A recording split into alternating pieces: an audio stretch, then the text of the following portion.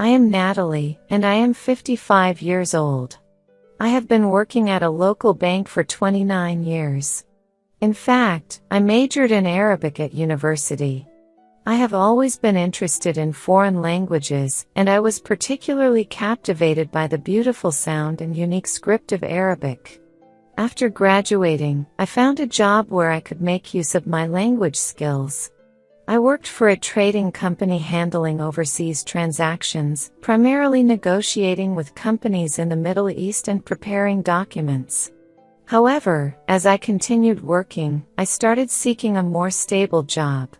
My desire to settle down and work in my hometown grew stronger, and at the age of 26, I decided to switch to banking. Although I had no prior experience in banking, I worked diligently and gradually earned the trust of my colleagues. For the past 29 years, I have dedicated myself to my work at this bank more than anyone else and have always prioritized my customers. Everyone at the branch regarded me as a reliable presence, and most importantly, the clients I handled placed their trust in me. The trust I built over the years was the most valuable thing to me. Since joining the bank, I had few opportunities to use Arabic, but I continued to enjoy reading Arabic novels and practicing Arabic calligraphy as a hobby. A few years after I started working at the bank, I met my husband, Joseph. He was a quiet and intelligent man. Our first encounter was at a friend's wedding. He was a friend of the groom, and we happened to sit next to each other, which led to our conversation. He studied history at university, with a particular focus on Middle Eastern history. As I listened to him talk about it, the conversation naturally shifted to Arabic, which I had studied. Before we knew it, we were deeply engaged in conversation. That was the beginning of our story. After we got married, we were blessed with 2 children, our eldest son, Adam, and our daughter, Ramona. Both of them are now married and have families of their own. Since our children left home, my husband and I have been spending peaceful days together. I took great pride in my work, and my husband always supported me. However, that peaceful life was suddenly shattered one day. One morning, as usual, I headed to the bank for work. But that day, the atmosphere at the branch felt different. A new branch manager had arrived. She was a woman named Cornelia. At just 40 years old, she had been appointed as the branch manager. With sharp eyes, she scanned every corner of the branch, exuding an attitude as if she intended to control everything. During the morning meeting, the deputy branch manager, Marion, introduced her to the staff. When they reached my desk, Marion smiled at Cornelia and said, "Branch manager, this is Natalie. She has worked at this branch for a long time, has built strong relationships with our clients, and is highly knowledgeable about our operations. If you ever have any questions about the branch, she is the best person to ask." I smiled gently and gave a slight bow. "Nice to meet you, branch manager." However, Cornelia only gave me a brief glance and slightly curled the corner of her mouth. "I see." That was all she said before immediately turning her attention to the next employee. I felt a slight sense of unease at her reaction, but I tried not to dwell on it. Once she had finished greeting everyone, she stood in the center of the branch and spoke in a calm tone. "From now on, things will be done my way. Anything unnecessary will be eliminated. That is what efficient management is about." Her words gave me an even stronger sense of unease. Of course, improving efficiency is important. However, banking is not just about managing numbers. Building trust with clients is what matters most. Yet, Cornelia seemed to have no understanding of that at all. For a while, I tried my best to follow her way of doing things. However, her policies were far too drastic. Even long-standing clients were swiftly cut off if she deemed them unprofitable. When I voiced my concern, saying, "That will cause us to lose our clients' trust," she scoffed and said, "Your methods are outdated. If we worried about things like that, this bank wouldn't survive. From that day on, my responsibilities were stripped away at an alarming rate. The list of important clients I had managed was taken from me and placed under Cornelia's direct supervision. She also began taking credit for my presentation materials, presenting them as if they were her own work. Then, on a day when Marion was away on a week-long business trip, she summoned me to her office. "Natalie, there is no longer a need for you at this bank." I couldn't believe what I had just heard. "What do you mean by that?" Leaning back in her chair, Cornelia flashed a cold smile. "I'll be blunt. You're nothing more than a useless old woman now. There's no reason for you to stay here." I couldn't process her words and simply stared into her eyes. Have I done something wrong in my work? No, it's not about that. You might be skilled, I'll give you that.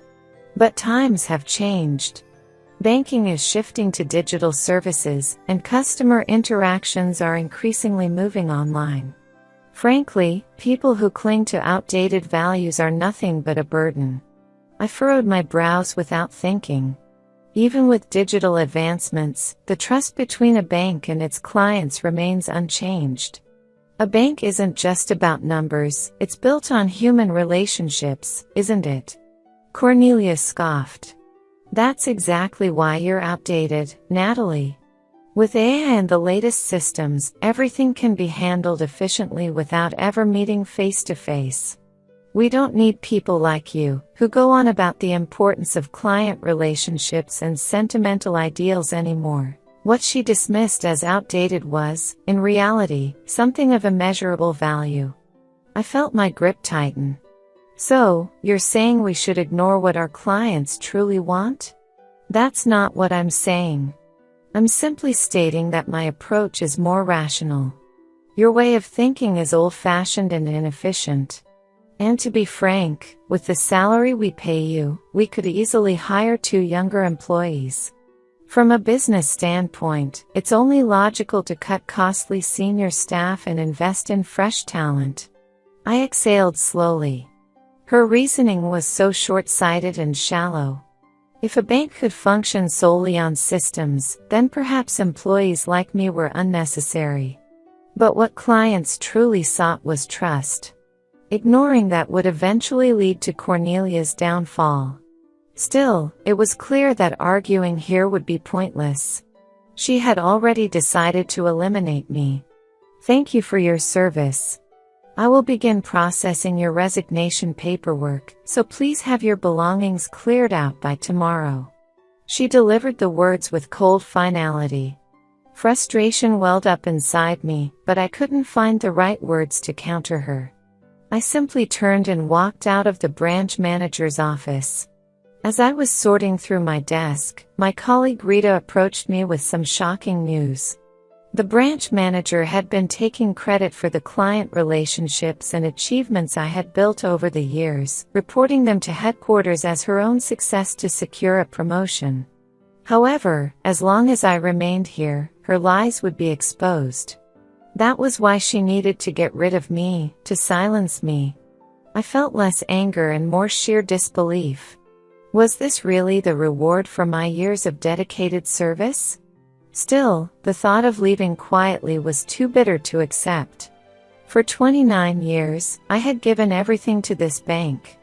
I had no intention of letting someone like her erase it all without consequences. I immediately began working on a certain task. I changed the language settings on all the bank's computers to Arabic. Furthermore, I altered all the presentation materials that Cornelia was set to use for sealing a major contract tomorrow. Every single slide was now in Arabic. I could read Arabic, but she absolutely could not. Imagining the look on her face tomorrow lightened my mood just a little. Good work, branch manager. Muttering those words, I quietly left the bank. On my way home, anger and emptiness swirled inside me, but strangely, I felt no regret. When I arrived home, my husband was reading a book in the living room. Letting out a deep sigh, I told him everything that had happened.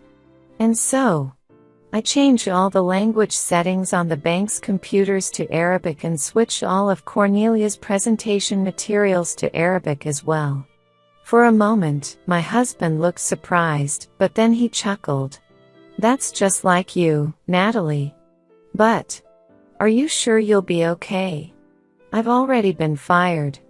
It doesn't matter anymore." I shrugged. He gave a quiet nod and said, "If this is what gives you peace of mind, then that's all that matters. I'm on your side." His words gave me a small sense of relief. The next morning, I woke up at my usual time. But today, there was no need to go to the bank. I was no longer a part of the branch. For 29 years, I had followed the same morning routine out of habit, and realizing I no longer had to do so made my chest ache just a little. However, more than anything, I felt exhilarated. Yesterday, I had changed all the language settings on the bank's computers to Arabic. All the presentation materials that Cornelia was set to use today for securing a major contract with Farida Amir had already been changed to Arabic. To her, it would appear as nothing more than a meaningless jumble of symbols. She had always used the materials I prepared, presenting them as if they were her own work. But today was different. There was no way she could successfully conduct the presentation without my help. And imagining her making a fool of herself in that moment made me feel like some of my humiliation had finally been avenged. As I ate breakfast, I sat across from my husband, Joseph. He flipped through the newspaper, occasionally glancing up at me with a smile. "Natalie, do you have any regrets?" "Not at all. I simply did what needed to be done. When someone does something wrong, they have to face the consequences, don't they?" He nodded quietly and took a sip of his coffee. Feeling reassured by his response, I glanced at the clock. It was exactly the time the bank was opening. In my mind, I pictured the chaos unfolding at the branch. The moment Cornelia arrived and opened her computer, she would realize something was wrong. Everything had been switched to Arabic.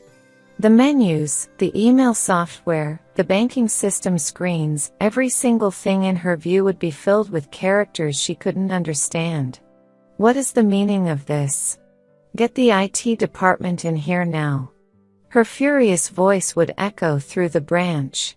But the IT staff wouldn't be able to read Arabic either. To restore the system, they would need to know how to change the language settings. And the only person who knew that was me. "Branch manager, the recovery process is going to take some time. Don't be ridiculous. I have a major contract presentation today." A panicked Cornelia hurriedly opened the presentation file stored on her computer. But what appeared on the screen were slides completely converted into Arabic. Her face flushed red as she desperately tried to make sense of the content, but of course, she couldn't read a single word. With absolutely no knowledge of Arabic, to her, it was nothing more than an indecipherable code.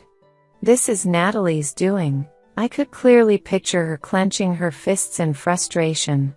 The bank had descended into complete chaos.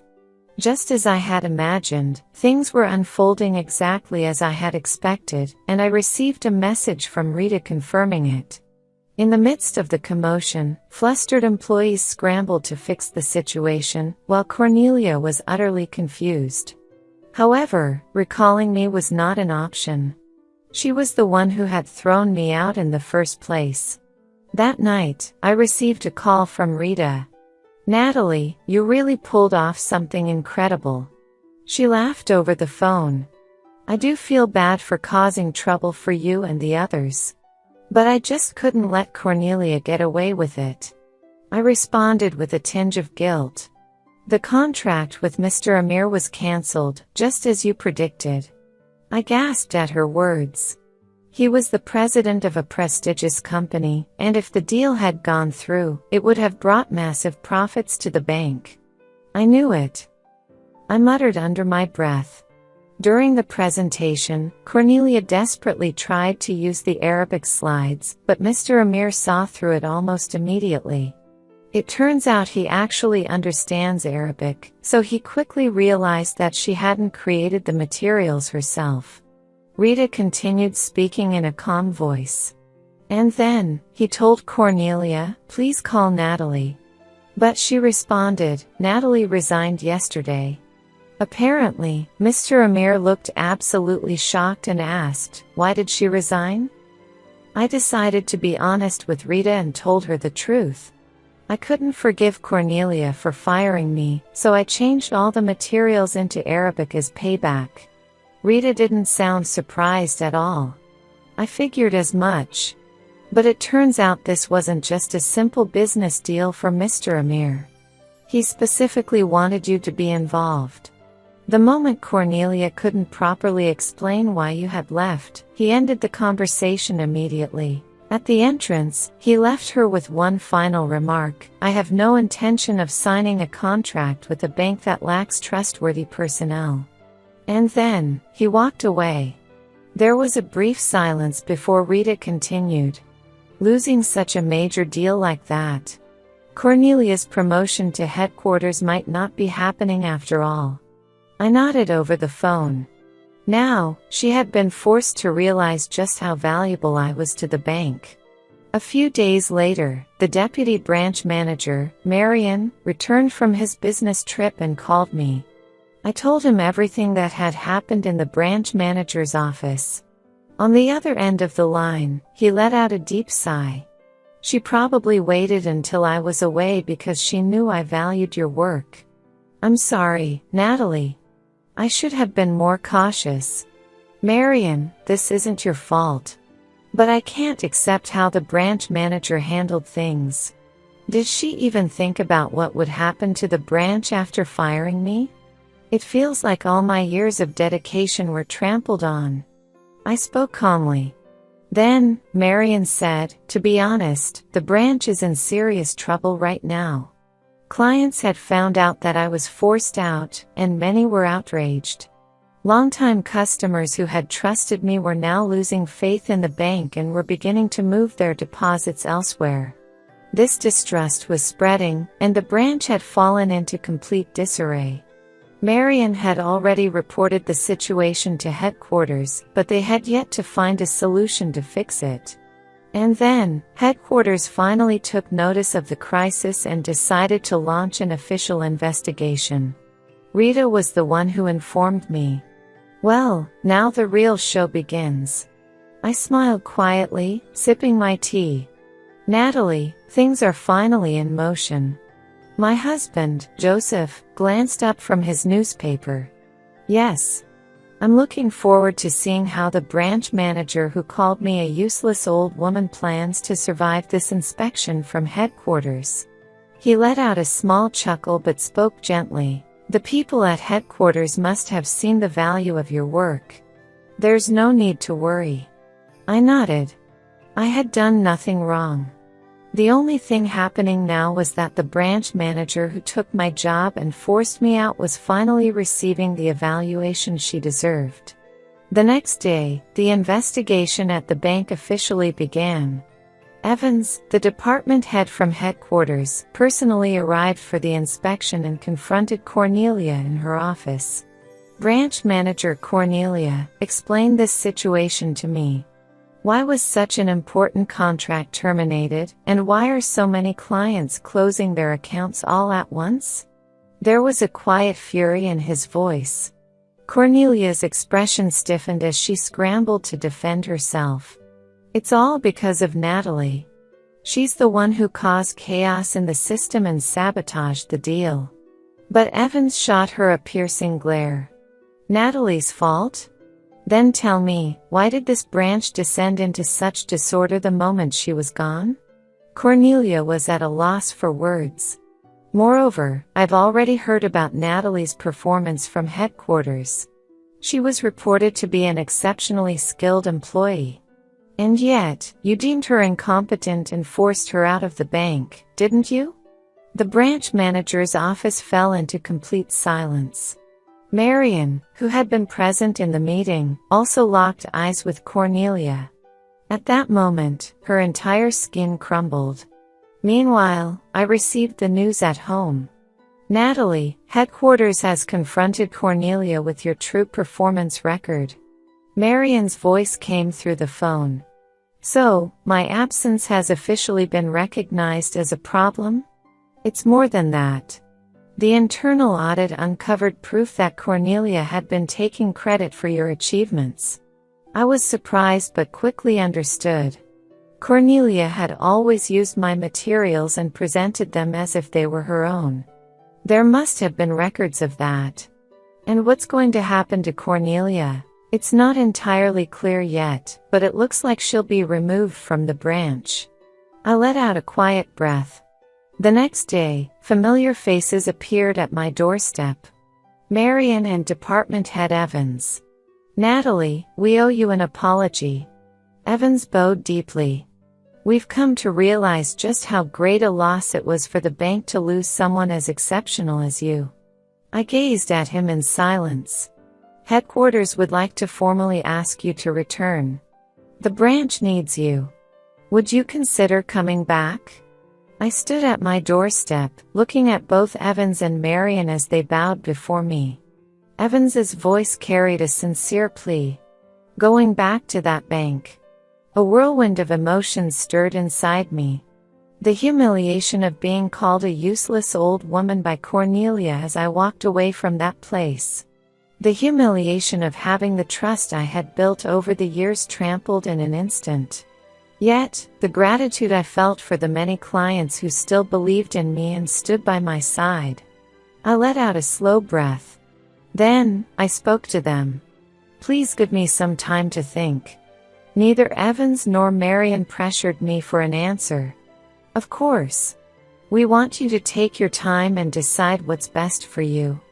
But I want you to know, the bank truly wants you back. After they left, I sat down across from my husband, Joseph. What do you think? He took a quiet sip of his tea before speaking. What matters most is what you want. If returning to the bank will make you happy, then you should go without hesitation. But if it will only bring you more pain, there's no need to force yourself. I thought for a moment. Going back means I'll have to fight all over again. But if my clients are willing to return, then I feel like my job isn't done yet. Joseph smiled. Then you should go. You've always taken pride in your work. If you return, I believe the bank will finally move in the right direction again. His words gave me the final push I needed. The next day, I called Evans. If you'll have me, I would be happy to return. His voice was filled with relief. Thank you, Natalie. I truly appreciate your decision. A few days later, I stepped through the bank's doors once again. The atmosphere felt different from before. The organization that had nearly fallen apart under Cornelia's influence was now beginning to recover with my return. At first, my colleagues looked surprised. But soon, their expressions softened into warm smiles. Natalie, welcome back. We're so happy you've returned. I was greeted with warmth. And as news of my return spread, clients began coming back to the bank, restoring their accounts one after another. If Natalie is here, I can trust my money with the bank again. We're counting on you, Natalie. Dozens of people walked through the doors, speaking those words. Hearing them, I felt from the bottom of my heart that returning had been the right decision. New companies also began signing contracts with the bank, and the branch's financial situation improved significantly. In the end, trust is everything in banking. Meanwhile, Cornelia was undergoing a full audit from headquarters. One by one, her wrongdoings were exposed. She had manipulated client records to falsify her performance. She had taken credit for my achievements and reported them as her own. And above all, she had prioritized her own promotion over the bank's success, committing countless fraudulent acts. She was stripped of her position as branch manager and reassigned to a remote, small branch. There were no major clients there, and the false glory she had built for herself was now worthless. Rumors even circulated that the bank was considering legal action against her for her misconduct. When I left, she called me a useless old woman. But in the end, the one deemed unnecessary was her. Together with Marion, the newly appointed branch manager, I set out to rebuild the bank. The branch regained its energy, and we steadily rebuilt the trust of our clients. "Natalie, thanks to you, everything is returning to how it should be," Marion said. "No," I replied. "From here on, we're going to make it even better." The branch once controlled by Cornelia no longer existed. In its place, a new bank was emerging, one that valued true trust and integrity. I stood by the window, gazing outside. As a result of the trial, Cornelia was permanently banned from the banking industry and faced a massive financial penalty. Her future was completely sealed. The woman who once looked down on me with cold disdain and called me a useless old woman had met a pitiful end. But I felt no sympathy for her.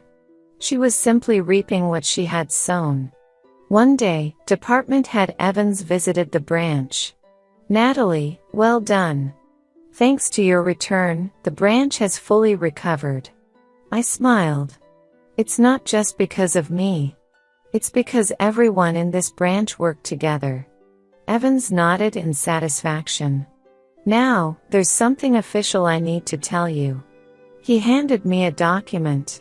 This branch was once on the verge of being merged and shut down. But given its recent recovery, we have decided that it will remain operational. I instinctively let out a breath of relief. Had Cornelia's methods continued, this branch might have been erased entirely. But we had prevented that, securing its future. Your leadership and the trust of our clients saved this branch. We owe you our gratitude, Natalie. At his words, I bowed my head in quiet appreciation. That night, I sat on the terrace with Joseph, drinking tea and gazing up at the sky. "Natalie, you've truly done something remarkable." He smiled as he spoke. "I only wanted to protect what I believed in." For a while, we sat in silence, feeling the gentle night breeze. I had no doubts left. I would continue working at this branch for the clients who had placed their trust in me. Because trust is the true foundation that upholds a bank. I closed my eyes softly and smiled. Everything had returned to where it belonged.